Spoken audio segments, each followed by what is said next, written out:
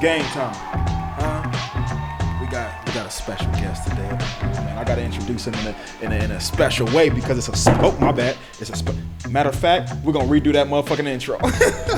We are here. Oh, we here. Yes, we here like we ain't never been here before. I always say the same thing, all my goddamn intros, I feel like. But today we have a very, very, very special guest. Y'all got to understand what's going on. We have the man. You know, I call him the man. I call him the myth. I call him the young, rich, black god. You got to understand what's really going on up in here. The frequency is on a whole nother level right now. We got the one. We got the only. My man. 19 keys. Man, I appreciate it's in the that, building man. right now. Thank you. You know what I'm saying? You know what I'm saying? You like that? That's yes, cool? sir, man. You set the tone, man. Some real positive vibes. Yes, sir. Yes, sir.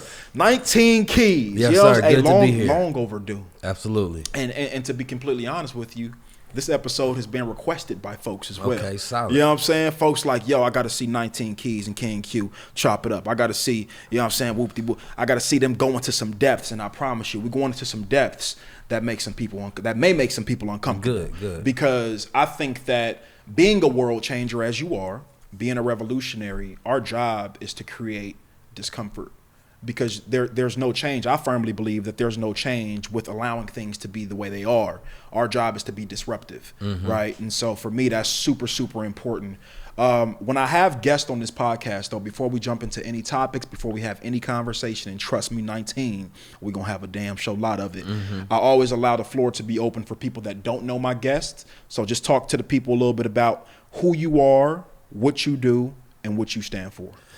I'm 19 Keys. I go by 19 Keys. I was first impression with a quote from Master Fard Muhammad, and he said in the time of the 30s that there's 17 million original people, there's 2 million Indians, and he said that represents the 19 million rusty locks, and he said there's 19 million well-oiled keys to unlock those minds. And so the number 19 is the smallest number that represents all number.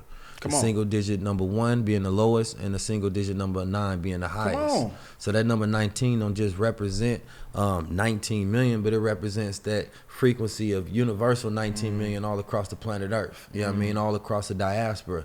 And so my job is to provide the enlightenment and the light in the minds of our people so they can never be oppressed in the darkness again.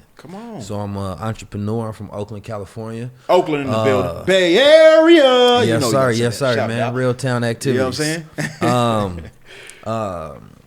I'm a speaker, author, world changer, world traveler, collaborator. Love it. Yeah, man. I started at 19 years old, you know, somebody reminded me this day. They was like, when did you really like start teaching and getting on this journey? And I would have to say it was at 19 that that'd be the case, where I had my brother and my father as a co-defendant. And my older brother had he had gave me some books to read, but before that I was locked up and I was reading a book, but it was a storybook.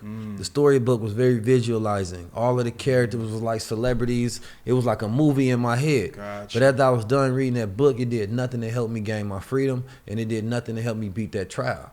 So when I got the books from my older brother, he gave me some books that I could utilize to understand what was going on around me and utilize that information and strategize. It was applicable information. Got you. So we got to that point in the case to where, you know, they handing down the verdict and they say not guilty.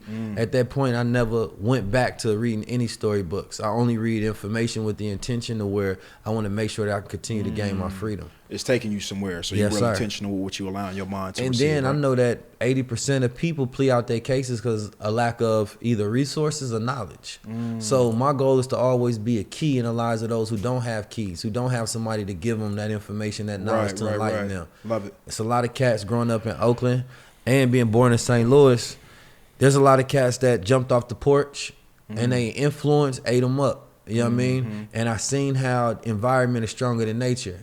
And then maybe you not had a father or mother that taught you was a God when you was a child. Gotcha. You understand me? Yep. So it's like, I'm going to tell you a God. I'm going to be Talk that key in your life. You better tell him. You know what I mean? And everybody's a key. I'm just 19 That's keys. real. Come on now. Yes, look. sir. Hey, look. That sound like a motherfucking intro to me. That's how you Yes, segue sir. into a conversation if y'all didn't know. We got 19 Keys in the building as he slightly sips his water after dropping gems on Yeah, y'all. man. Gotta Like it ain't rehydrate. shit. This is what the man do. Now, look. 19. It's a lot going on right now. Absolutely. What's So going on? it's like for you have such a huge span in regards to your consciousness, in regards to just what your awareness, your education, right? But I want to talk about what's prevalent right now. I want to talk about what a lot of uneducated people are scared of right now. I want you to just bring light to this World War III situation that's going on right now. Everybody bananas. You got a lot of people making memes and shit about it. But just I feel like you tapped into what's really going on, the big picture, right? From a political standpoint, from a spiritual standpoint, right? Talk to me a little bit about, what's kind of been your perspective on this whole little, what I'm saying, Donald Trump situation with Iran and the whole what's going on. Well, being tapped in with the Nation of Islam, being a follower of the Honorable Minister Louis Farrakhan, he's been speaking about Iran for years. Yes. And he's been warning America what would happen. So for me, it was never a surprise. It was an always win. So for me, that's kind of always been, that's how my consciousness has always been. It's like we was talking, we was younger, white man, devil, black man, God. And it wasn't for hate, it was to understand who you're dealing with. So when I went out in the world, I wasn't surprised if something happened that was devilish. I'm like, oh, that's what they supposed to do. That's their nature. Gotcha. Exactly.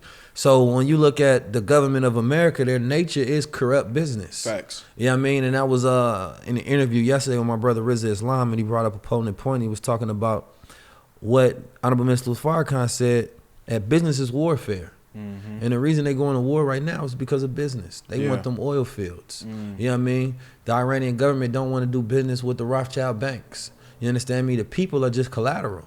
You understand me? They don't care about what the people think about. This is all business. They go to war with all these Islamic and Muslim states for oil and business.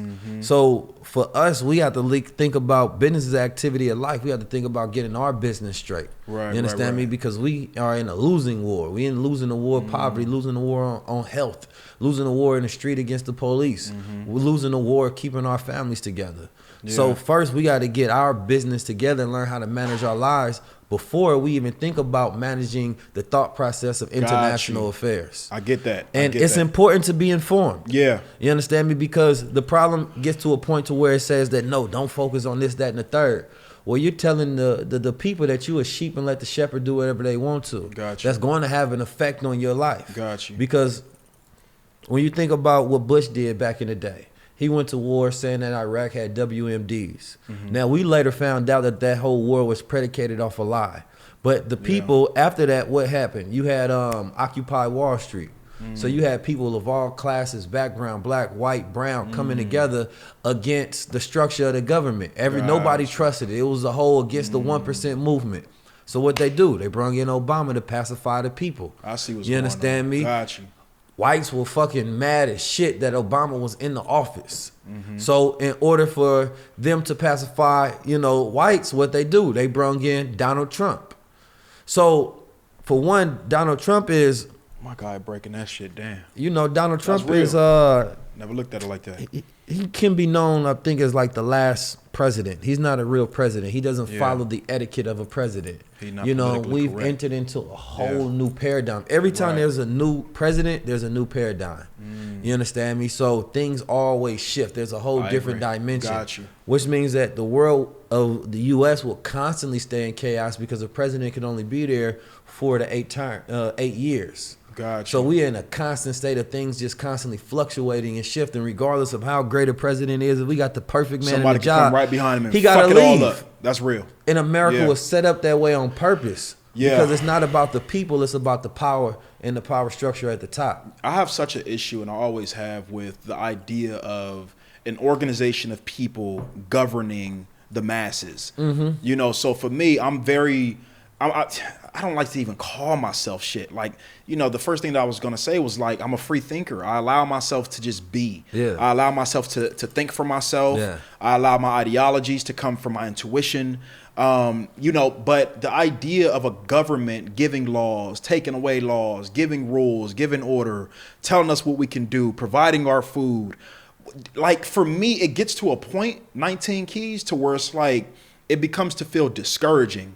And so for me, when you talk about, being informed from the news, it's like, yo, can we even trust the people who's informing us? I remember a quote from my main man, Denzel Washington. He said, if you watch the news, you're misinformed. If you don't watch the news, you're not informed.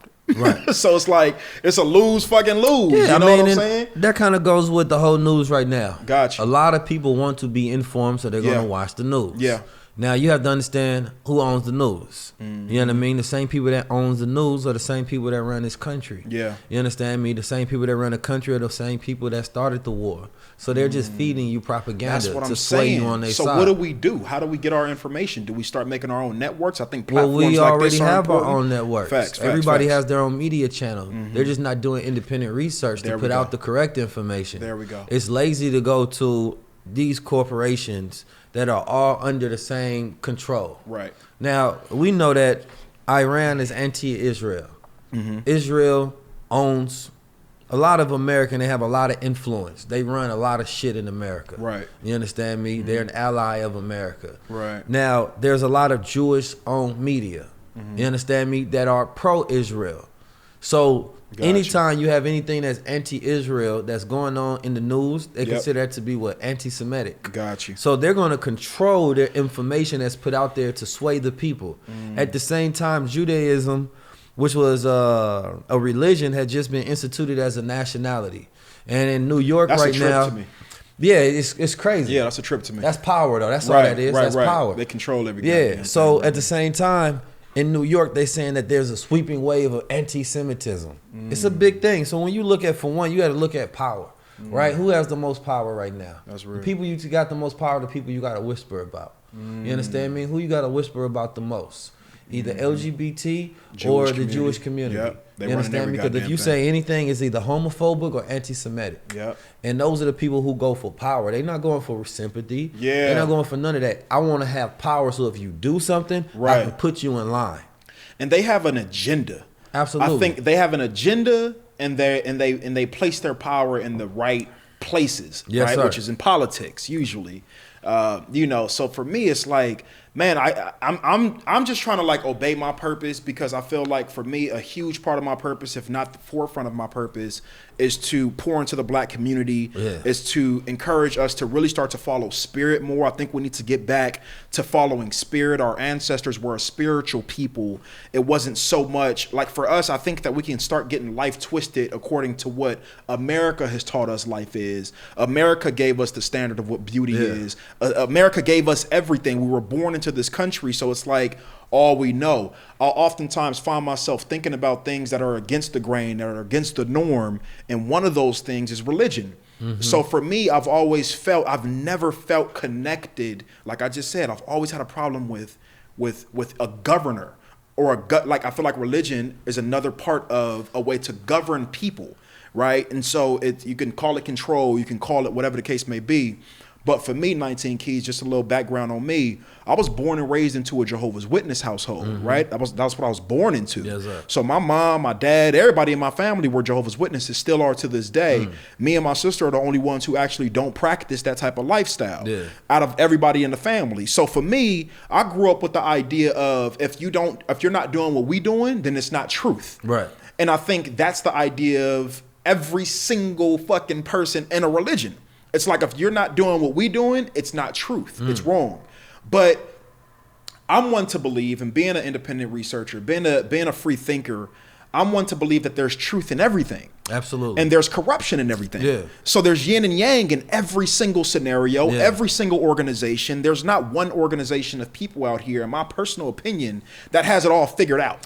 You know what I'm saying? What's kind of your perspective on religion as a whole? What is, like, for you? Because I learn a lot from you. You're definitely somebody I learn from, or you wouldn't even be here. Honestly, I've had so many people.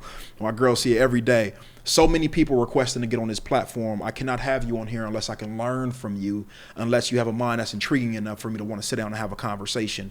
So for you, I learned so much from you, but one of the biggest things that stands out for me, for you, brothers like Reza Islam, brothers like Derek Grace, is that you guys are independent researchers. You guys research shit on your own outside of how you were told to research it. So for people who were born into a religious foundation, they're told that they can't get answers outside of this building. You can't research outside of what's here. But for you, I view you as just a world changer, somebody who's like, you know what I'm saying? You tapped into a lot of different entities, a lot of different backgrounds. You got knowledge on shit. So for me, it's like, how do you feel in regards to knowing things outside of what you were just told? And how do you view religion? Do you view it as kind of a place that that tries to control you, or do you think that religion, your religion, I want you to jump into some more depth for people who don't know you, and what the Nation of Islam is and how you guys navigate. But is it promoted to look into other entities and other places for knowledge, or what's kind of that look like? When you think about religion, I think people have to get down to what is religion first of all.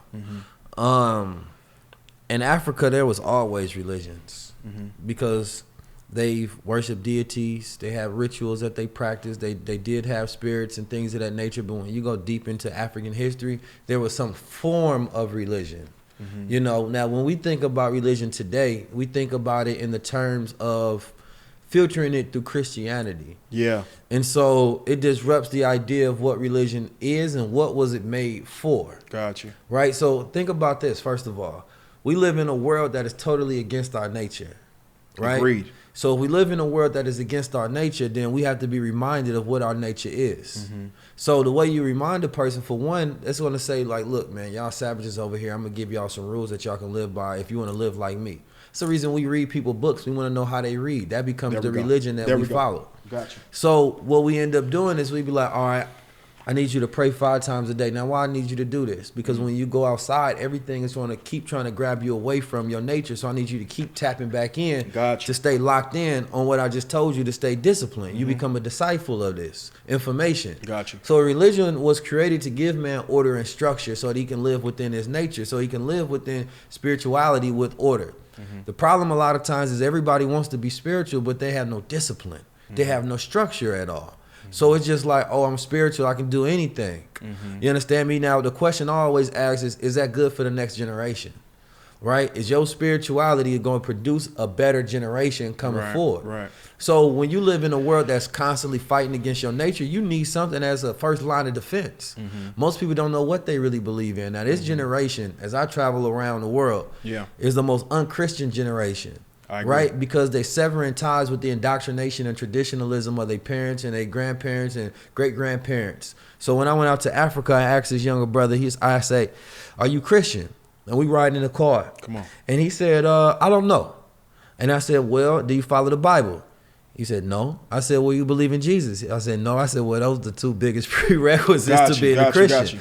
It wasn't the fact that he didn't know he wasn't a Christian. He didn't know if he was comfortable saying it out loud enough because he didn't know my position. Gotcha. You understand me? And that's kind of how it is that people just don't communicate their position, but it has been very unchristianized in the minds because of social media has provided so much information and consciousness. You can't just be told something and believe it because they'll tell you don't question God, but you just got answers from Google.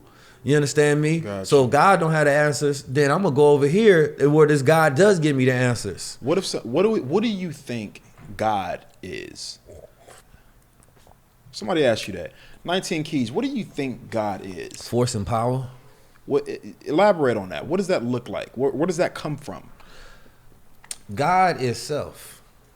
I'm a God. I want to believe that. That's what I believe. Now, there's dead gods. Okay. You understand me? Everybody is not awakened to the potential of their godhood. That's when you have a nigga, a very low vibration. Got you. You understand me? But there's a point where you can get to that godhood. It has to be awakened in you. You understand me? That has always been a thing. If I can take an idea that was supplanted in the darkness of my mind, and I can bring it into reality where it's carbon and atoms, that's an act of godhood. That's an act of power. Creation. You understand me? So my ability to be able to produce thoughts and bring them into reality, that's godhood.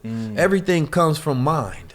You understand me? God is consciousness. God is motion. God is movement. I agree. You understand me? If we are made within God image, you looking at God when you look at me. Now you can see some dead guys that need life spoken into them so they can revibrate higher. You understand me? And that's what ended up happening. So, God is that infinite source of consciousness that we tap into inside. You understand me? Now, I would say, source of all of it is, the self-created God. Person can go all the way down to the atom. That's all we are. You know what I mean? We atoms. That atom has a built-in intelligence in it. The sperm has a built-in intelligence in it. What is that intelligence? That intelligence is God.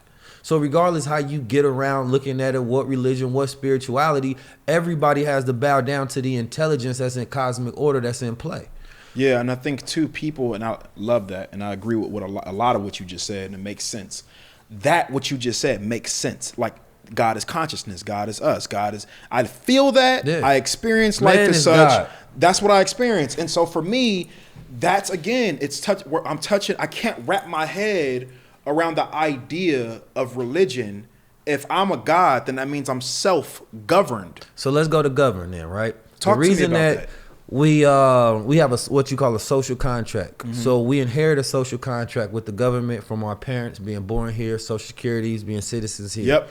So what it says is that because we have this social contract, you all are supposed to adhere to my best interest. My best interest meaning that, okay, I'll follow your laws and everything since I was born here. Now, I just need you to take care of my best interests, which are freedom, justice, and equality. Got you. Now, we know that the government doesn't serve our best interests, which means that you're supposed to reestablish a new contract or rip it up to where you're supposed to become sovereign in that case. Got you. Because we live with slavery, you know what I mean? We live with inequality, Yep. you understand me? And we live with injustice. The same thing with institutions like banks and schools, you understand me? They don't serve our best interests. But if you were governed in a righteous manner, then of course there's going to always need to be a governing body over people. Got There you. will never be a time in existence, possibly, you know what level of divinity we have to get to where Got you. everybody is their own government. That's when everybody is sovereign. You understand me? Everybody But tapped in. we serve each other's best interests at the Got same you. time. Got you. That's what you call the hereafter. Don't Elijah Muhammad always talked about the hereafter. The hereafter is after the white man's mind is no longer over this world. So when you say Right. man is God, I was always taught that man is mind. So I'm not talking just about your physical body. I'm talking about your Spiritual, mind yeah. that you're connected to. Got And you. your mind has the ability to draw thoughts out and produce them into reality. There's no way that you can measure the power of the mind. Is infinite. Yeah. So that means you telling me that, yeah, I got a brain, but my brain is not my mind. You understand me? My imagination. You telling me I can draw up realities in my Right. imagination? That's How can a real. person take that measurement and not tell me that's not God? I don't care what you looking I at, where agree. you from, what you bound I down agree. to, what book you reading out of. That's God. Right there. That's the proof. Because Yeah. I got a mind. Yeah. So if man is mind, the difference between man and a woman has a womb mind. You understand me? Yeah. So that means that she can also produce children. So when you look at it right now, what runs this world is white patriarchal intellect. White man's mind run this world, but it's also over with. So now you have age of AI, but let me dial it back down to religion. So religion plays its part. You know, we always say that, you know, in Islam, you got Islam, then you got Islam. You understand me? The problem with religion is that people are not following the truth. They following personalities. They following people. So what ended up happening is I know how powerful it is. Yes, this might be something good for you. But you no longer following the truth. You following the person that's giving you the truth. Now, if I lead you in the wrong direction, then that leads you in the wrong direction as well. Got you. You understand me? So it gets to a point where there's truth in the Bible. There's truth in the Quran. There's truth in all of the holy books. I agree. There's God in all of the holy books. But the average person doesn't have the intellect to be able to decipher to even know what they're reading. Got you. So you're not getting it out of that. You're being curated. I was always taught to ask questions. That's right. I was always taught that Islam is mathematics. Mathematics is Islam. If it don't make sense, I won't take it. You understand me? If I don't understand it, I'm not just going to bow down with some cognitive dissonance Right. and follow with blind faith. That ain't how I was taught how to rock. I was taught I'm a God, which means I can make decisions that I have force and power over my own life. Now, Islam itself, being a Muslim, is one who submits his or her will to do the will of God. Right. So we are born Muslims because we are submitting to that will of God, meaning that we are good.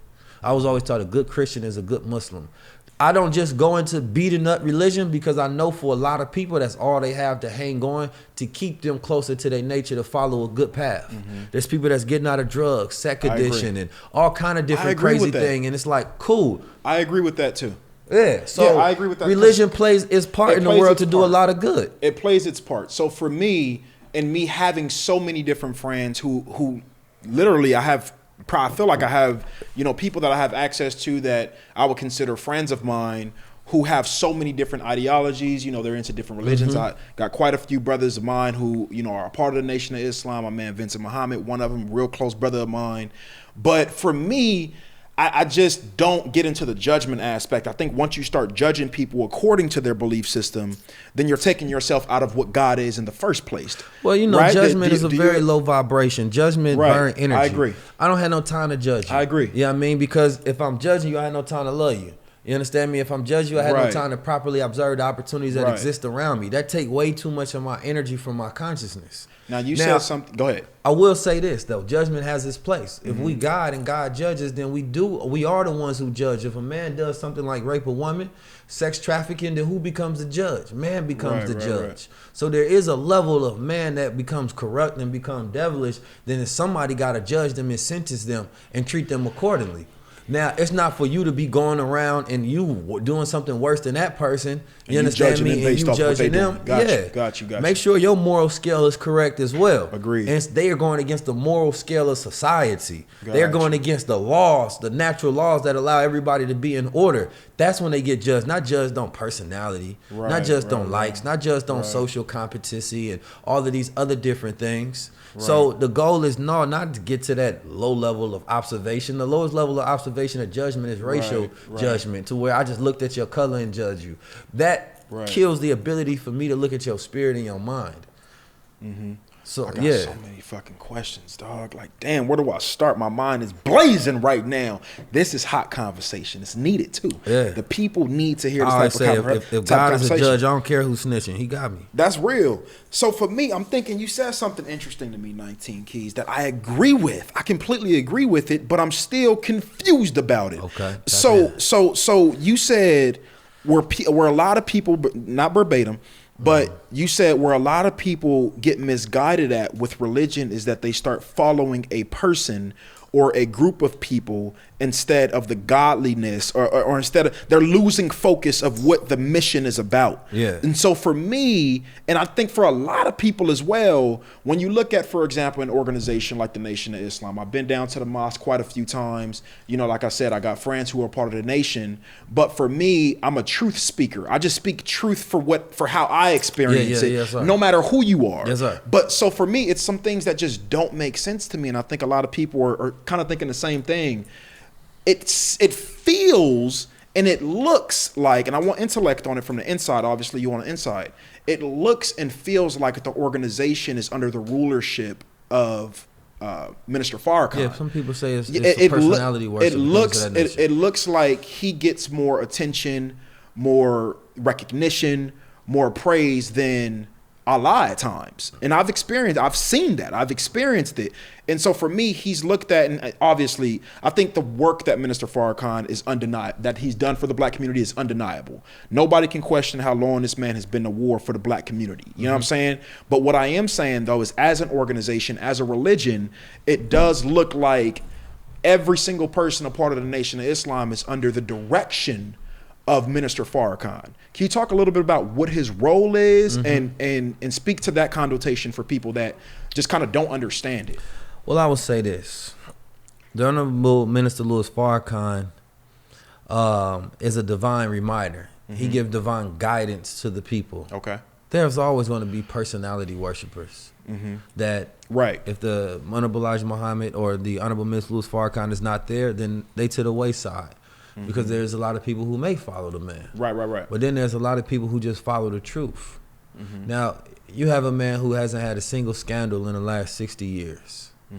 Who has an impeccable character, impeccable discipline. Undeniable. You understand me? And that has been, now you have to also understand that the Nation of Islam currently is one that the Honorable Minister Louis Farrakhan built up from scratch.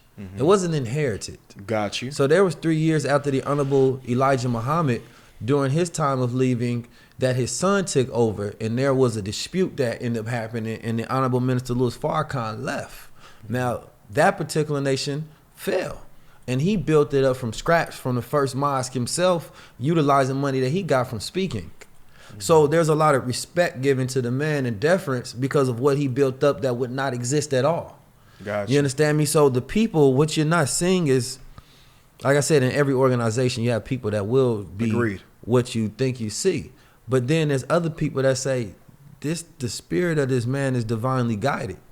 Now, You can say the same thing with Iran. Let's go with politics. The man been warning the people for the last 5-10 years. Yeah. And he warns all of the governments, and he warns all of the presidents that come. And what he says come to pass.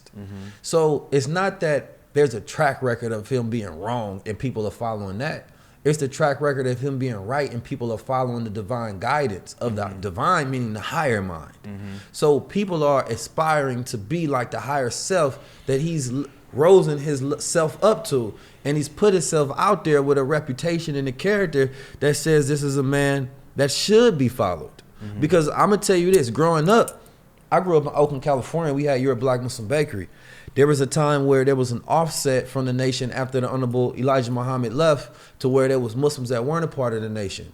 They didn't like Minister Farrakhan. Minister Farrakhan gave a very prophetic speech, and he was saying that when you mix things with falsehood, basically things are bound to fall. And it was prophetic because later on it went down in that same capacity. Right. And I've seen multiple organizations that have an issue with Minister Farrakhan fall to the wayside, and then later they like, you know what, you was right. He was right. Yeah. I'm talking about grown, respectable, killer, gangster black men that's leaders. Right. I just seen it over time.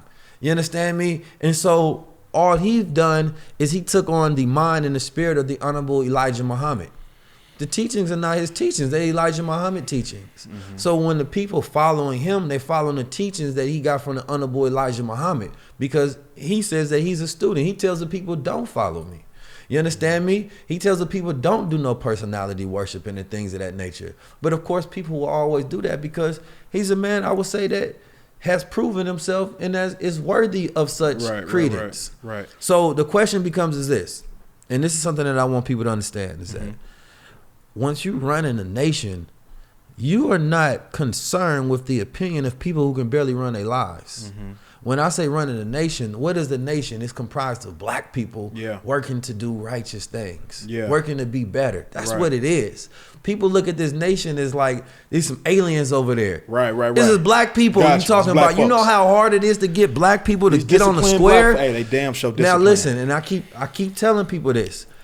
There are some brothers, and there's a lot of brothers who, born in a nation, never even had sex, and the first time they had sex was with their wives. And you talking about the only organization that's out here producing black families at a time where we're constantly attacked. You understand me? The black family is being constantly attacked. They don't want black families to come together. They don't want the nation to actually be a nation. That's why they banning them on Twitter, banning them on Facebook. I see that. You understand me? Yeah. Trying to shut them up, basically. Exactly. So I would more so take a look and ask those people that on the outside, do they have the right person, and should I be following what they following? Because I'm gonna tell you this, Malcolm went through it. The people love Malcolm. Yeah. People do not love Malcolm X. They love the autobiography of Malcolm X. Got you. Through Alex Haley. That doesn't even tell the full picture. That's and real. then they love Malcolm X, the movie. Got but you. if they researched what made Malcolm X, then they will love the Honorable Elijah Muhammad, because that's what were the teachings that changed him from Red to Malcolm X. Got you. So most people don't even know Malcolm X at all. They know the story. Got you. That's not the full story. Yeah, and we live in a world to where people go based off what's given to them. Yeah. And a lot of times, again, like you just said, very interesting, we don't question the people who are actually producing the content. Yeah. So nobody knows who wrote the story. Nobody knows who did it. We know a black face we in there is just found out Denzel that Washington. We're going to believe it. My brother Nuri Muhammad was just on the Breakfast Club, and he was explaining how there's like, I think he said That's a 10 powerful chapters brother right that there. was missing from the I saw Alex that. Haley book. I saw that. So it's like, you know, I'm gotten to a place of frustration with the aspect of everybody that questions so many things. Yeah. Not because you shouldn't question, but because you should be busy building. Gotcha. You know what I mean? And if you believe what the Honorable Minister Louis Farrakhan has done is outdated and it's not right or whatever it is, then prove it by building something better and bigger and being more successful and productive and effective with it. Yeah. Until then, shut up. Yeah, that's real. That's to me. Real. Yeah. You know what I'm talking about? Yeah. Like, if those black people shouldn't be following them, show an example of what they should be following. Because all he did was utilize the teachings of the Honorable Elijah Muhammad to rebuild the nation and get people to continue to follow the teachings of the Honorable Elijah Muhammad that made giants. Right. Without the Honorable Elijah Muhammad, I want everybody to ask themselves this question: what would the world be? Now look at this. Not that Crown's oil, but that You know, Crown's that's oil too. It's that Crown's oil. Now, you know what I'm saying? when I went out to Africa, man, I was talking with members of AU and former members of the UN, and they knew who Honorable Elijah Muhammad was. Very educated man. They ate at tables with Gaddafi and Saddam Hussein. Like they were very well educated.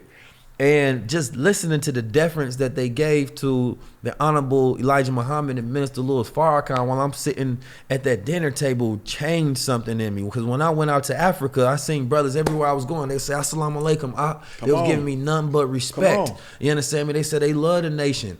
And I'm thinking like, wow. Now, a lot of those brothers in Africa, this is something very interesting. They told me I learned to be more of an African from black people in America. And so I thought about That's that. Interesting. That if there was no, for one, you got to look at it like this.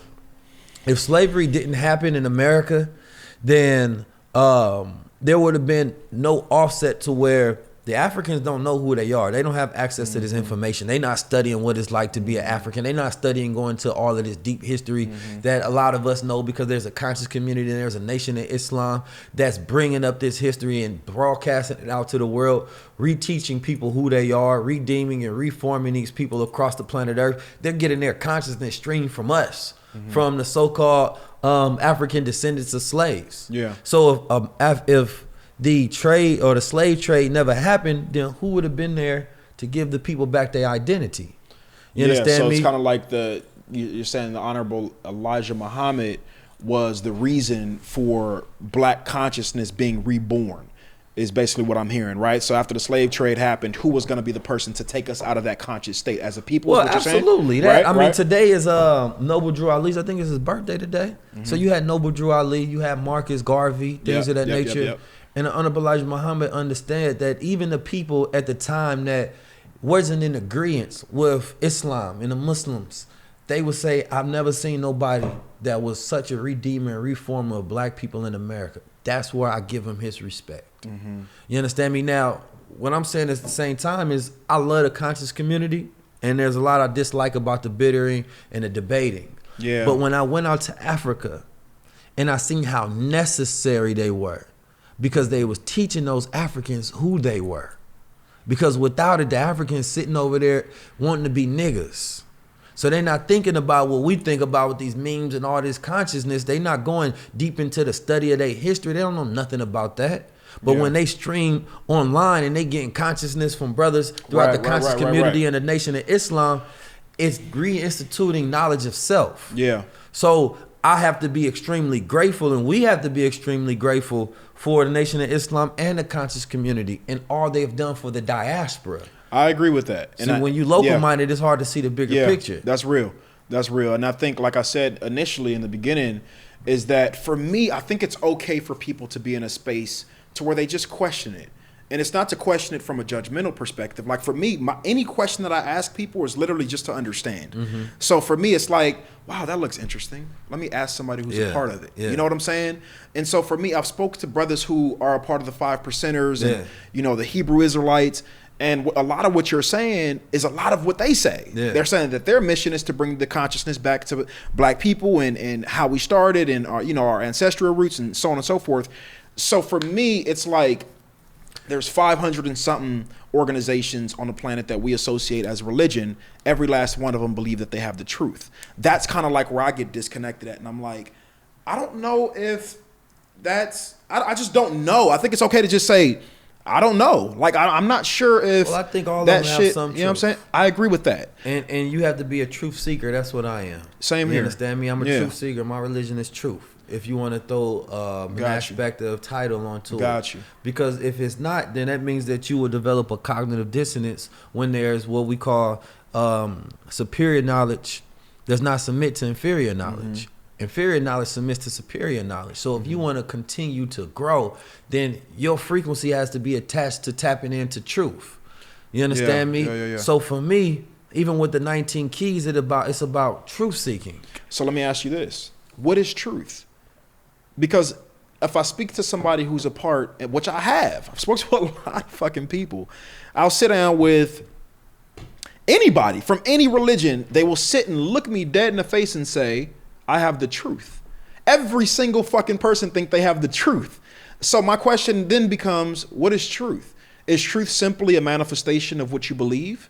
Is truth, because I know people who get, for example, I think a lot of people, and not this has nothing to do with the Nation of Islam, but I know a lot of friends of mine who are Christian and who have that background, and you can't tell them Jesus don't exist. Right. And the reason you can't is because they'll go to references in their lives to where they've utilized his name and they've received the blessing.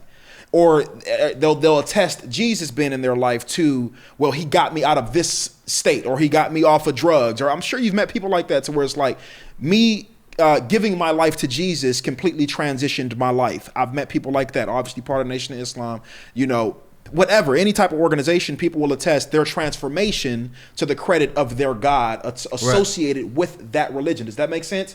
So for me, the question then becomes, so if everybody's getting prayers answered, Yeah. like for you, do you understand what I'm doing? I get it. It's like, okay, everybody's getting prayers answered. Everybody's praying to something and getting a prayer answered. Everyone has a story about transformation. So what is it? Like, what's the difference maker? Because for me, somebody maybe like me, all of them have an aspect of the truth. of truth. Gotcha. So let's take it like this, Break right? it down to me, Keys. I say that, you know, Jesus transformed my life when I tapped into Jesus. You know what I mean? When I gave myself over to God, Changed my life. I sipped that wine, had them crackers. Boom. You know what I mean? Sipped some holy water. Got dipped in that water. Yep. All right, so now we will have to take a look at what is that thing that just worked up. Right. You understand Talk me? about it.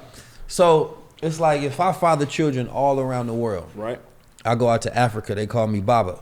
You understand me? I come out here, they call me Pops. Yep. You understand me? I go out to I don't know, Jamaica or something. You know what I mean? They call me Rastaman. Right. I'm the same man to all of those children, but they all know me by a different name. Okay. You understand me? That's kind of how God is for a lot of people. Okay. You understand me? That energy, that frequency that God is just known by different names. So does everybody have the truth? Nah, I'm gonna break it down further. Break it down. Because Allah means all in all. You understand me? I fuck with 19 Keys. So he said, hold on, let me break it down. Yeah, now. Allah means all in all. So Allah has many different names. Yes, you I understand agree me? with that. Allah means God. Now, you have to understand, what is that God frequency? Okay. That's what people are tapping into when they say something worked for them. So Jesus is probably one of the most successful, utilized stories and names that you can tap into throughout history that we know about. Real. You understand me? So there's no way that you can tell a person that Jesus is not real, because he may be more real than a lot of shit. You understand me? Because of, for one, if you look at how long Jesus has been in existence.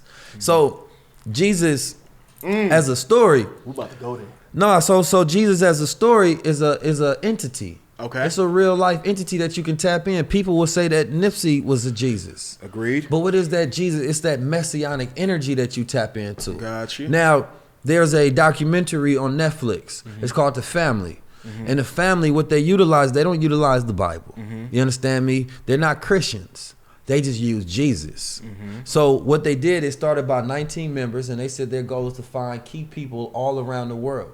So what they did is they had a pamphlet of all Jesus' works. Okay. Now, what they kind of had Jesus in there like he was a simplified Marine. And they tapped into that energy of what Jesus was, and they utilized that to create an international establishment all around the world. Today, every president goes into what they call a prayer breakfast. And that was started by this particular group. It has nothing to do with the government. But they got so powerful that when I go talk to you, Q, I don't want to talk to you about religion. Let's talk about Jesus real quick. Let's talk about some of the works that Jesus did and how he flipped the table and things of that nature. Yep. They saying that they tapping into that energy. Now, that energy is real. Look at what Kanye West did. He tapped into the Jesus energy. Come on. He ain't got to pay taxes no more. You understand me? And he tapped into $1 billion entity. I seen it. Our problem is we so stuck worshiping Jesus, we don't know how to use Jesus. You know what I'm talking about? Jesus is an entity to be used. Come on, that's real. You know what I mean? So even that energy and that vibration is more so tapping into the God within you, but you're using a tool to do it. Let me ask you understand me? Let me ask you this. Damn, you touching on some shit. Do you think, and I want you to think about this, and I'm pretty sure you have, and I'm going to answer it next. Yeah. When you really, really, really think about this idea that everything that we are allowed to experience in this country in particular is controlled. Everything is controlled. Or if it's not controlled, it's monitored. And they usually take away the resources, the platforms, or the leaders who disrupt the status quo. Right? That's historically facts. So I ask myself, would they allow a church on every single corner if it was truth? Where did the idea of Jesus come from? I think that we know as a people that Christianity is rooted in European culture. I think we know that. You don't even have to research too deeply in order to see that. So I begin to question, is Jesus real? Do you believe in Jesus? That's a direct question for you personally. Do you believe that we having this conversation makes him real? You understand me? What is real becomes a thing. If you experience something in your mind, it is as real as something that is carbon and atoms. The only difference between your experience of something in your mind and what you call reality is something that's made up of carbon and atoms. You understand me? Okay. Now, Jesus has churches all around the world. Yep. Jesus has one of the most successful books. Not even just in the Quran and the Bible and the Torah. Jesus is there. Jesus is more real than your homie. You know what I'm talking about? Jesus is everywhere. So a living entity is something that's observed by consciousness. You understand me? In physics, when you observe something, it changes. Human consciousness changes things that we observe. Now, a legend is an energy that never dies. If you die today and nobody knows that you exist, then you no longer exist. If your story is not in the minds of people, it's not being observed by consciousness. Consciousness is God. So the fact that Jesus is the most utilized name, repeated consistently, makes him real. When you go and start you a LLC, it's a corporation, meaning it's a body. It gets the same rights as an entity. You understand me? As a person, it has the exact same rights. So Jesus is one of the biggest entities in the world. You understand me? So what qualifies him to be fake if he's in existence? Now, there can be a point in time where there's another God that rules over and he changes the frequency that currently exists, but the Jesus frequency is here. So you believe he's real because he's on the state of consciousness in people's minds, because we talk about him, because we've been talking about him.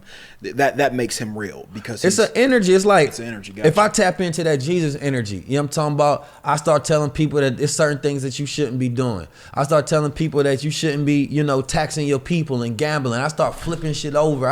He had that revolutionary spirit. Okay. He had that Nipsey spirit. Yeah. 2,000 years from now, they might tell the story of Nipsey because he had that Jesus energy. Gotcha. I think we get caught up in it because we've been Christianized by it and people use Jesus against us. We've never been the ones who use Jesus except when you become a preacher. The preachers know how to use Jesus. They don't let Jesus use them. That's the difference. But they owned by the government. That's the bigger difference. That's why they ain't got to pay taxes. Yeah. So I only say it like that because I want to empower people with things. Because sometimes we think that by us ignoring something, it don't exist. And that's not the reality. So even in Egyptian, people will tell stories about Egyptians and having similar stories. That's just that same energy in a different form. Got you. You understand me? Got It could have very well been a man that had that Jesus energy the same way. If somebody tell that story about Nipsey, it could the same way been in mine. I don't know, Keys. Today, I don't know. If people tell the same story about Nipsey, you'll be like, he wasn't Jesus. But that was just in another name. I don't know, Keys. I don't know. My mind is going somewhere. No, people getting caught up in Christianity is what they don't like. It's not that people dislike Jesus. Yeah. Most people ain't never studied Jesus. And I don't follow Jesus. Course, exactly. And I'm saying this from a standpoint of yeah. power and how we empower ourselves with the things around us. I agree with that to a certain extent. But where my mind is going is because I'm coming from a non-biased perspective. Me too. I'm not a Jesus. No. Not saying, I don't even read the Bible or nothing. Not saying you are, but I'm saying for me, my mind goes to, I just start questioning every fucking thing. Just because, again, that's where my mind go. So I can't sit here and say that because he's in our consciousness, because we talk about him, because we've been talking about him, that makes him real. How do we know anybody existed? That's like fucking saying Santa. Where does anything exist? Let me say this. So fucking Santa Claus is real, and fucking Pinocchio and flying fucking pigs. And like we've been told stories our whole lives about shit that we know is fake. The fucking Tooth Fairy, the fucking Santa Claus, and those stories have been around for hundreds of years. So I have to ask myself, just because we talk about fucking Santa Claus don't make them real. The experience of them are as real than the reality of them. So you think Santa Claus is real? Don't sit here and talk to me like that. That nigga be in the mall on December 25th consistently every year. With your kid in his lap. People is giving this nigga credit every time for gifts. How he not real? They don't even want to give pops and moms credit. They give this nigga credit. He get all the credit. He show up. Come on.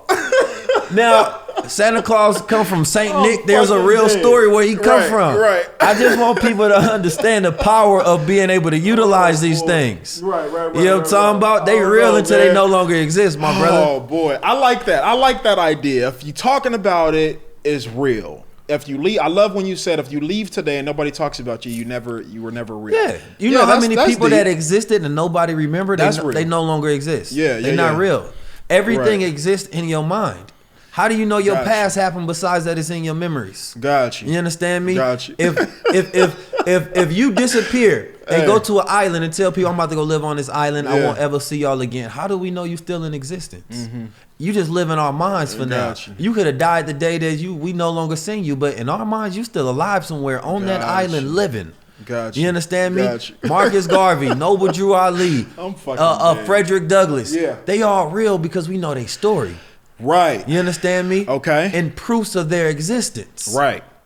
So if this man has one of the biggest stories ever been told in the world that lasted 2,000 years, how you gonna tell me he didn't exist? I don't know. Big and guy. I'm not even saying the man in the way that they told. It was some black man that was out there mobbing, revolutionary. Right. That bruh existed. Right. Facts, you know what I'm talking about? That's my great great-cousin. Facts. You can't tell me he didn't exist. He was mobbing so hard, they had to kill bruh. Facts. Now, I can't tell you how the actual story went and all of that, but I'm just saying. They might tell you 19 Keys didn't exist. Nah, I was here, bro. He was right here in the flesh. Yeah. We got proof. Yeah. But that's my point. But as long as the story exists, it exists. That's just how human consciousness works. Yeah. I agree with that. I think that a big part of what we feel connected to is a part of the human. Is Mickey Mouse real? Fuck no. How not? It's a character. It's a made up character with a name. It's like fucking saying Spider-Man is real. He is. You know, that's why you said his name. I'm not fucking with that ideology. I'm not fucking with that. I fuck with you on a lot of shit. I can't sit here and say. So no, what you saying is Hulk that is real because you said he don't have a finite body, but even that he do. No. Right now, when I said Disney, when I said Mickey Mouse, the image of him came up in your head. I see what He's you're saying. real. The experience is real. Nigga, you know that Mickey. You know what I'm talking about? I can't fucks with it. But I get it. I get what you're saying. He's a living I get what entity. you're saying. He a living entity. He got a name, a trademark, probably a social security. Got you. You know what I'm talking about? I'm just saying, what makes something real? Talk about Goldwater, man. What the fuck is going on? Yeah, 19 man. Kids. We done turned left. I think it's something that people just have to understand when we talk about existence and we talk about consciousness and what's real in our lives. Yeah. Right? Social media real? Yeah, you understand me? Yeah. It's real because what it produces, ideas are real. Mm-hmm. Once ideas are in the mind of people, they are real thoughts. Gotcha.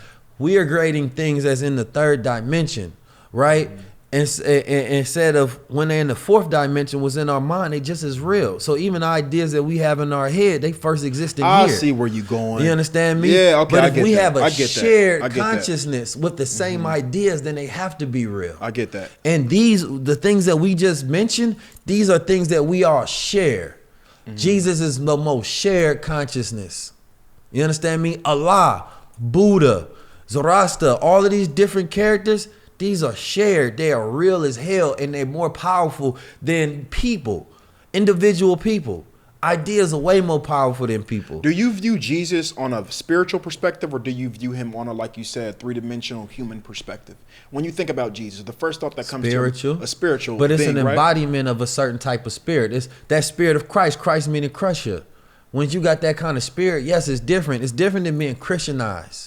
Once you experience it through oppression and trauma, it's re-triggering for it to continue to exist. Mm-hmm. If you want to create your own God, you would have to do it in the same manner to make an entity that's just as powerful or more powerful. Once the finite body is gone, then what is to say that it's still in existence? It's the energy, it's the entity, it's the story. Stories last longer than knowledge and information. Mm-hmm. You understand me? That story can last a long time, as we've seen. So from the perspective that you're given, then one can say every God exists because every God exists because every God has a story.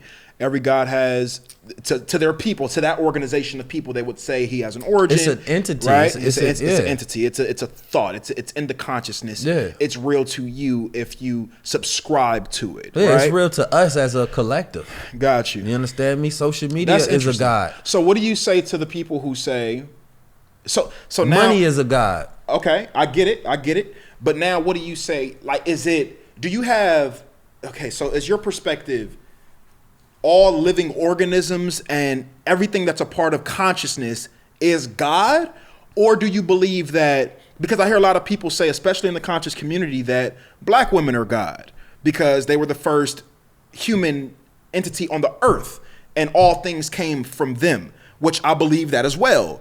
So do you view God in a sense of a one entity that gives everything else permission to do what I do? Yes, or God is self-created. Like Man is God. You know what I'm talking about? The black woman is a God. So what is well. what is Allah? Allah is all in all. So that's not even, for a lot of people, I know for me as well, again, I'm asking genuinely, is There Allah a attributes name of God in the Islamic culture, or is Yes. that, got you? Allah means God. So it means God. Yes. But it's not like Buddha. It's not like a name that represents who God is. It's not that. It just means God in Arabic. Well, yeah, I mean, is that what it is? It represents God. You Got know, you. that's Allah. Got you. You understand me? But Got you. there's attributes of Allah as well that one can participate and take in.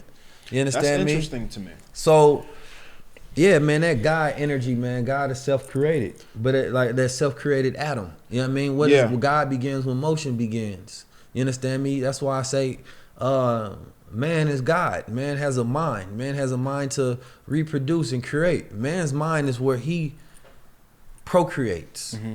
You understand me? Woman's womb is where she procreates. Mm-hmm. You understand me? Now, most people haven't studied history of nothing. Mm-hmm. We go by, theology or whatever hell we want to study. Right. We haven't experienced true godhood. Mm-hmm. You understand me? I Once you agree with experience it, then you know why it's real. Do you think that there are certain things right now that we have access to that allow us to tap into that level of consciousness? Do you believe that? Well, we've always had access to it. What do you think gives us access to it? Knowledge. Mm-hmm. Knowledge awakens the God within. Knowledge raises the vibration. Mm-hmm. You understand me? God is a frequency on So a are you literal open? level. Are you open to different practices and doing different practices that are a part of the knowledge that you are seeking? So, for example, if you are on your knowledge journey and you're researching stuff and you find something that makes sense to you that may not be what you're, it may not be a part of what's traditional for you in your organization, but it makes sense. Would you explore it? It depends on what it is. Now, for me, like I said, I'm a truth seeker. Got you. If you have superior knowledge, you're not afraid to go anywhere. It's I only agree- when you I don't agree with have that. superior knowledge that you're afraid I agree. that something is going to interrupt that knowledge and change what you think. I agree. You understand me? And then that breaks the faith. And then that breaks the whole foundation.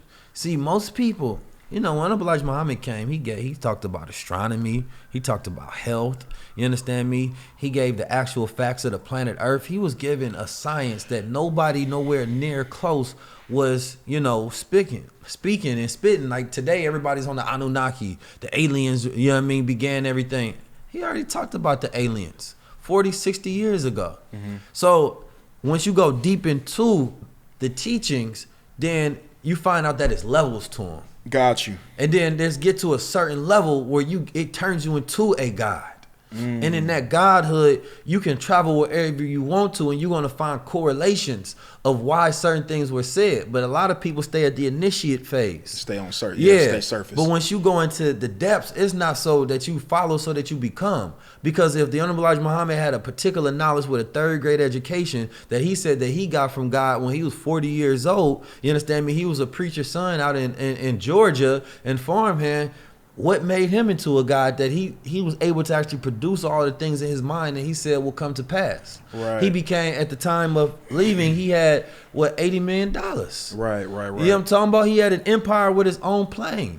He had media company. He had school. He had education. He had import, export. He was creating thousands of jobs, Mars, and building up giants like Muhammad Ali and Malcolm X. How did he do that if the knowledge that he had wasn't superior? I just look at things from a very common perspective. Yeah, and I like that. If it's not true, then just show me you could do the same, because nobody else have done that. The Nation of Islam still exists under the banner of the Honorable Elijah Muhammad. Mm-hmm. You understand me? He said, I was taught by God in person, Master Fuad Muhammad. So where else did he get this God knowledge that he was actually able to produce with it? So if you don't want to look at him, okay, take the spiritual out of it. As a businessman, he was successful. coming from poverty with a 3rd grade education to going into entrepreneurship, going against the government. You understand me? Getting locked up for sedition to where, the government told him, like, look, you can come out when the war is over. You understand me? Fighting against that, all of the odds, and still coming out as a man on top of his word, and offering as much money. He said, I offer 10,000 on my pocket if you can prove one word that I say is false. I think that our people, you think about, a lot of our history that was abolished, does reside in Egypt. And I think about Egypt a lot, just in regards to why so much stuff was hidden, why so much stuff was stolen, why they tried to, just withhold so much from us. And I think about, I think our ancestors, bro, and I want to get your perspective on this. I firmly believe that our ancestors in Egypt were supernatural and that they had access to a level of the consciousness that I don't think we will ever understand. You believe the Egyptians were real? Absolutely. How you know? Because the proof is there. Because you can go there and see their manuscripts. You can go there and see their writings on the wall. You can go there and see their tombstones. So again, so they become real to you because of the proof of their existence. Because there's proof of their existence, and that's well beyond me just giving a story about them. So if somebody was telling me about the Egyptians, wait. Yep, go ahead. The stories is how you connect the proof. Without the stories, they're just bricks. But what about stories with hieroglyphics? I agree. They're just pictures and symbols. So what about stories with no proof, like Jesus? There's plenty of proof. Name 2 pieces of proof. Name 1 piece of proof. I would say that the fact that the book that was written about him is the most successful book of all time. But that book is not even. Yeah, go ahead. Come on now. Can you write a book as successful as the Bible? Yep. Do it. Nobody's done it. Yeah. The Quran. Yes, they have. Can you write a book as powerful as the Quran? The Quran is another powerful book. Nobody has done it. So the proof is the fact that it would have took. But that's my point, though. The proof, it would have took a guy frequency to write those things, because I agree. Out of all the books that's been in existence, the spells that was casted in this book, those words, the symbols, the stories, everything that was put in there, transformed the world, is what I'm saying. Imagine if I go write me a book right now. Once I put this book out, you know how powerful this book is going to be, because I didn't just write it from me. Okay. I wrote it from God consciousness. Okay. Now, when it's read, it's going to have a vibration throughout time for the next 2,000 years, Q. Okay. You understand me? Now, once I do that, this is proof of my godhood if I can do that, right? Okay. You understand me? So I'm not a Christian at all. I know you're not. I'm coming from the argument of empowering yourself with utilizing your power. Yep. And sometimes we get caught up in, instead of looking at the power of these things. These were the most powerful books ever written in time. You understand me? For a reason. I don't know, big you know what I'm talking about? I don't know about that. Name a book more powerful than the Bible. It doesn't make it powerful. It doesn't exist. So let me answer that. Does it make something powerful because it's implemented? Yes. I don't think so, because you can say the same thing about. No. Let me answer. Let me tell you why. Let me elaborate on that. Just because something. Hold on, I'm gonna ask you a question. Is there any books more powerful than the Bible? Let me say this. It's very important. There should be a yes or no answer, bro. I got to give context to it, because I don't know in what context you're asking me that. So I got to give in any context. No, it can't be in any context, because that's too broad of a question. So I got to go here. I got to go to a very surface level and basic level in order to get you and other people to understand my perspective on it. So for me, I can't say that everything implemented is truth. I cannot say that, because if that's the case, then that means that everything that our government is feeding us is truth. That means that everything we learned, hold on, let me finish. That means that every single thing that we learned in our history books growing up in the public school system is true, because it was implemented my whole life. They told me that the first black people that were over here were sent over here in the slave trade, which is absolutely historically false. And you know that. You know we were over here before the slave trade. We are the actual Indians, and the Indians that we see with the long hair, those are incorporations of Caucasian people. That is historically factual. So I can't just say, just because they gave it to me, then that makes it factual. Well, they didn't write it. We wrote the Bible at the same time. No, but I'm talking about school curriculum. Now tell me, Did everything that 19 Keys learned in Oakland, being that little boy in Oakland in the public school system, is all of that factual because it was implemented? I was in Yes or Muslim no, schools. Keys? I was in Hold Muslim on. schools when I was younger in Oakland. So Okay, hell so yeah, that was implemented and turned me to hold on. 19 Keys. So let me ask you a to question. go around the So let planet me ask you and this. do what I do. So let me You ask you know this. what I'm talking Let me ask you this. You've been to schools. We actually spoke to schools before Yeah. together on the same stage. You talk to these school talk to a testament to these kids that are actually in the inner city that are being implemented this information, and 19 Keys gets booked as a speaker and is teaching them things that are not even in their history books that they're hiding from them. Just because it's implemented, does that make it truth for students who are actually receiving this information? Well, Yes see, or no? I'm talking about effectiveness. Nope, you ain't talking about So that. Hold on. tell me what implementation is then, first of all. Implementation is something that I a testament. Anything that's being implemented is being pushed on you, right? And so for me, not even by force necessarily. So for example, if you're pitching this to me, if you're pitching this idea to me and trying to get me to buy into your product, I have the option to say yes or no. When I say something's implemented, that means that you didn't even give me the option to choose. So for us, a lot of people like me who were born and raised in the inner city, we went to public school because we didn't have any other options. How can I not give you an option to choose? Because when we're young, for example, I'm gonna tell you how. For example, when you're inside of the school system and your parent is choosing for you because you're a child, you don't have an option to choose. You're too young to choose. You went to a Muslim school not because you were born out of your mother's womb and said, I want to go to a Muslim school. You went to a Muslim school because your mama didn't give you a choice and told you that's where you're going. Booyah! And that was it? Where you going? Come on, 19 Keys. That's facts though. No, so now that's listen, what I'm saying. When I grew older, I had a choice, right? Yep. I was very rebellious. I've sold all sort of drugs. I've had all Yep. sort of cases. Come I've on. been in the streets. I know it. I've questioned every single thing. Come on. You understand me? So now, when somebody writes a book, Yep.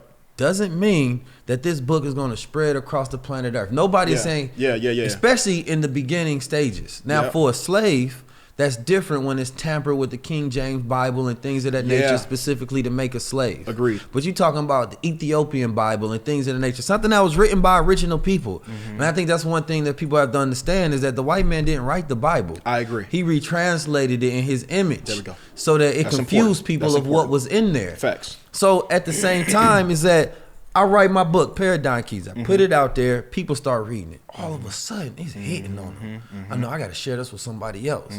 Now it's so powerful that if I just speak the words that's in it, I can start having people follow the word because they going to listen to it and it's going to vibrate like God. Okay. You understand me? You see the book of Eli when he was speaking. You understand me? The brother that the white boy that knew how to utilize the Bible for the people. Yep. If you go to a place and that's the first time they hear that, it's going to sound like God talking to them. But why does it sound like God talking to them? They've heard people speak before. Yeah. Because of mantras are what? Vibrations. Okay. Knowledge is what? Electricity. It's electrical signals in the brain. Agreed. You understand me? But there's a certain God frequency and consciousness that can be embedded. And when people hear that, it resonates with their DNA. Right. And so what that ended up started to do is that it was resonating and it was raising the vibration. They said, God damn, even in the Quran, they said that it's a 19 code over it, that the Quran has been untampered with.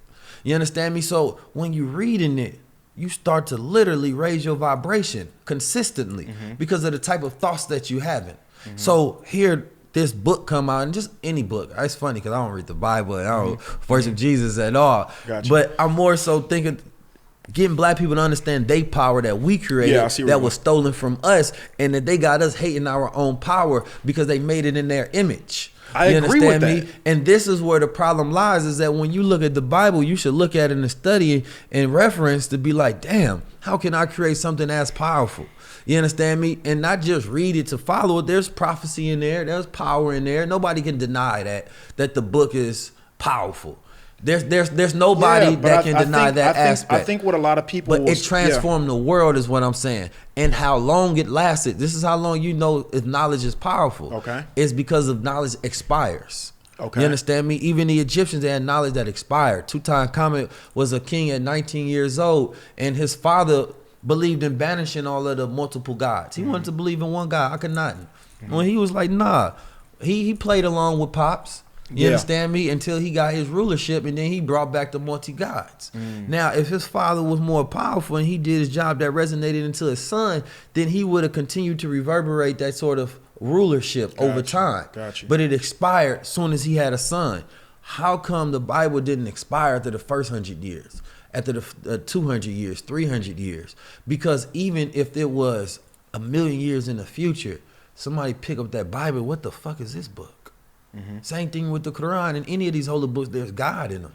It's tampered with. I agree with that. I think that's what I mean by these are the most powerful books because of the spells that's in them, the words that are in them. Are spells, you understand me? The sentencing that is in them. Yeah. You understand me? All of this is made in a particular way that resonates with you. So you have to give, respect where respect is due. The Bible is a powerful book. It is a powerful book. That's not something I've That's ever... why it enslaves people today. Yeah, and a lot of things enslave people, man. Like you said, money can be a drug. Money could be a religion.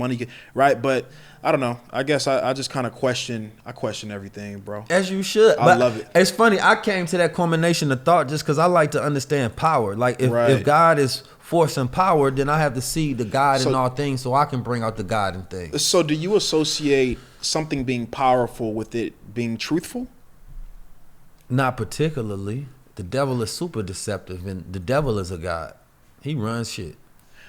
So truth is more resonated with righteousness. So you view the devil as one entity. I view devil as a level of consciousness, like you've been speaking to. Yeah, the devil exists. I think even Farrakhan said that. You can become a devil. You understand me? There's many black devils and things of that nature. Now, Satan can be seen as a body of people orchestrating devilishment and deception. You understand me? And that's what we dealing with. We're dealing with a mindset. What is the opposite of black? I want to say white, but it's a trick question. No, it's not a trick question. Okay, white. The opposite of black is white. Yep. Now, black. When I call myself black, I'm not talking about my skin. My skin ain't the same color as this hoodie. I'm brown as hell. Gotcha. I'm talking about our original frequency of thinking, our nature. Yep. So what is our nature as babies is to be righteous. We're not born in a world that's devilish and evil and things of that nature. That's learned behavior because we're nurtured out of our nature. So we start off as Muslims. We start off as righteous. We start off as black. But then you can be born into the world that makes you white, that makes you corrupt, that makes you want to be a capitalist, that makes you want to rule over other people with a complex. So when we look at white people, they not white. Their mentality is white because it's the opposite of righteousness. I agree with that. So even if I meet a black man with a white mind, he's not my brother. You understand me? Because he's thinking like a devil. You just want to figure out how you can capitalize and rule over me. You thinking like a nigga.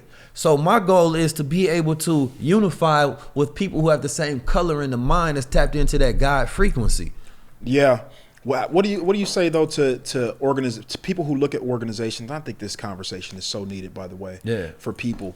But what do you say to the people who say, you know what, I can't be a part of an organization because it does not allow me to not govern yourself, but you don't have access to certain resources. You don't have access to certain levels of love unless you're a part of my organization.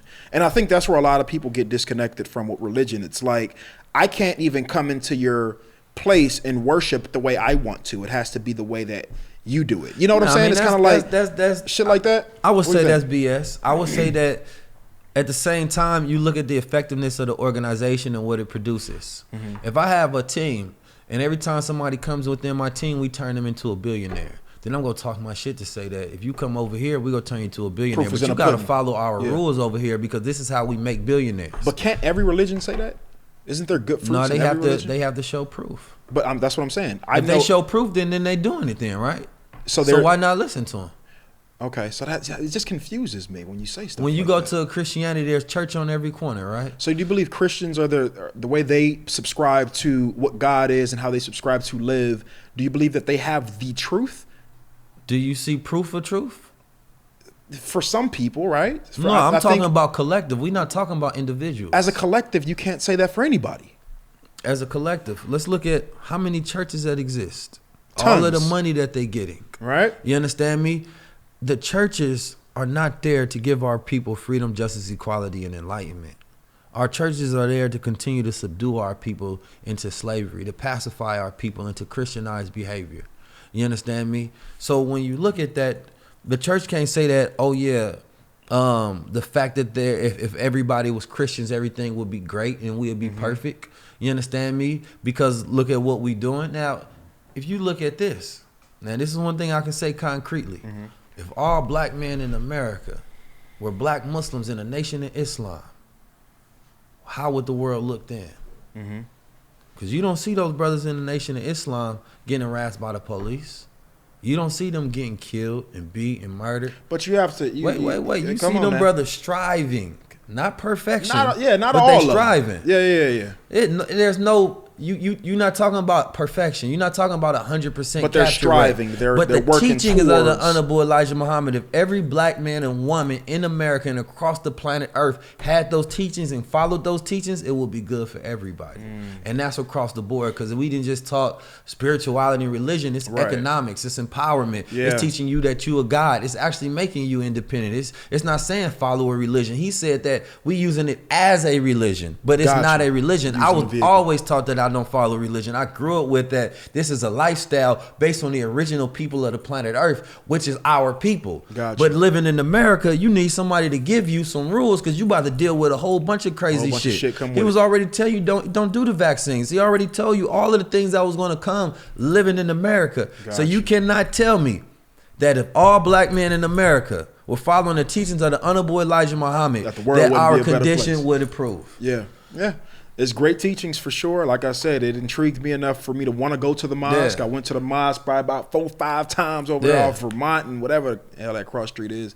But yeah, I went up in there and I left the mosque. I'll never forget my first experience going in there. I was actually blown away the first time I went into the mosque because I saw Asian people in there. I saw Mexican people in there. And that blew my mind because I didn't know that Latin people were a part of the Nation of Islam. It blew my mind away. It'd be like Muslims that follow stuff, they just be on the outside. I've seen a few of them on social media too that are advocates for the Nation of Islam. White folks, they ride, like, you know what I'm saying? But they can't get up in the building. Man, listen, it has been an absolute refreshing conversation. It's been a fun conversation. I was just playing God's advocate with you, that's all. Just playing God's advocate. I absolutely love it. You know what I'm saying? I don't never take this perspective in the conversation, so it's interesting. But man, you know, my message is really to let people know that they are God, man. Yeah, I love it. And sometimes because we came off the plantation, we were so busy trying to get far away from it, we forgot that we could be masters. Yeah. You understand me? That's real. And so we have to think like masters because in the slave thinking,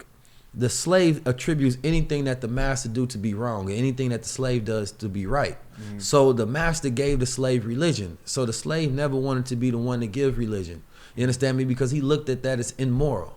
So he looked at the slave moral system as being the one that's subdued. You understand me? Being the one that's oppressed. Like, no, I'm morally correct because I'm the slave and you immoral because you the master. They didn't think about becoming their own masters. So today when we look at things that are created from masters, we have to figure out like, no, let me get myself in those positions. Let me not just shun away from those things and be fearful of them. Right. So when you look at somebody like Kanye West is a good example. He's starting his own church. You understand me? And I say, oh, hate the church. No, let's see what the power is. Oh, I can have my own tax exempt status.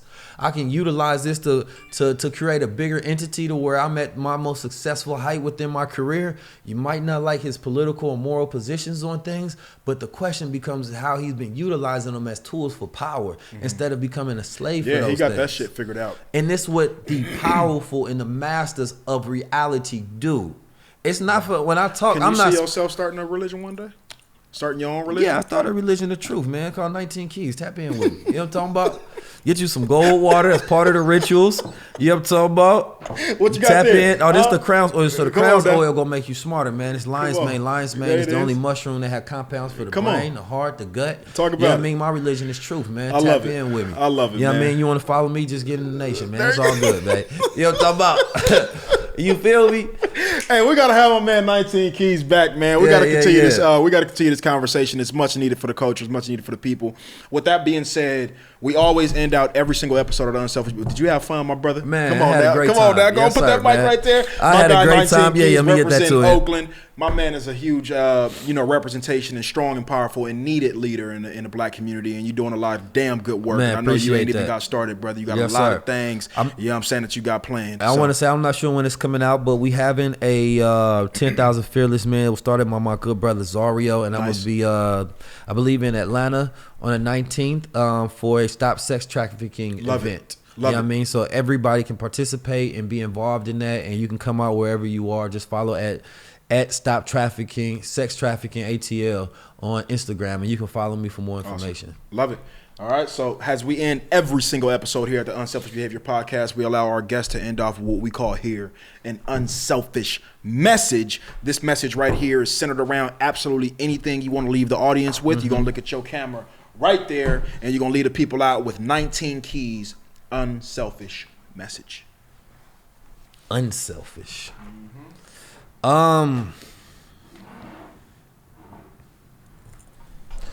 Anytime you listen to a person, you're not listening at what they're saying, you're listening to how they think. Once you learn how a person thinks, you no longer need them. If you no longer need them, then that means you can become independent and do the same thing. Motivation without instruction is dangerous. I don't want nobody to follow me. I don't want nobody to become dependent on me. Just follow and study the things that all the great leaders, influencers, and people that you admire do, and make yourself independent so you can stand on the shoulders of giants, not follow them.